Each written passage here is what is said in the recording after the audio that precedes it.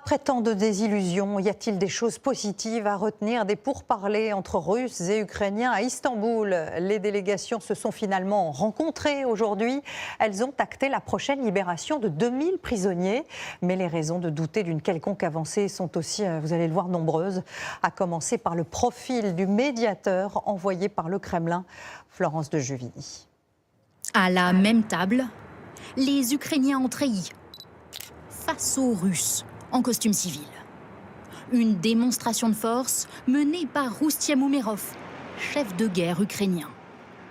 Face à lui, Vladimir Medinsky, ancien ministre de la Culture, il nie l'existence de l'Ukraine en tant que nation. En médiateur, le chef de la diplomatie turque, Hakan Fidan, et à la demande des Russes, pas d'Américains à cette table. Après moins de 2 heures de discussion, conférence de presse de part et d'autre. Pour la première fois, les deux parties s'accordent. Je pense que la prochaine étape serait d'organiser une réunion au niveau des dirigeants. La partie ukrainienne a demandé des négociations directes entre les chefs d'État. Nous avons pris note de cette demande. Une rencontre entre Volodymyr Zelensky et Vladimir Poutine, inenvisageable jusqu'alors pour le Kremlin. Autre point, l'évocation seulement d'un cessez-le-feu.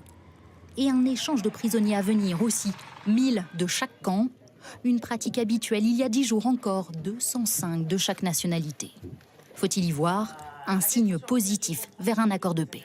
Il y a aussi cette volonté de montrer à Trump, on a joué le jeu, on a joué le jeu. Alors que, oui, ok, un échange de prisonniers, c'est formidable, ça, la question ne se pose pas. Mais on n'a pas l'impression d'être vraiment plus proche d'un cessez-le-feu, surtout parce que les conditions russes ne bougent pas. Sur le terrain, 2 localités prises par les Russes hier et une attaque de 110 drones sur l'Ukraine encore cette nuit. Moscou ne voit pas son intérêt donc à figer le front, à céder.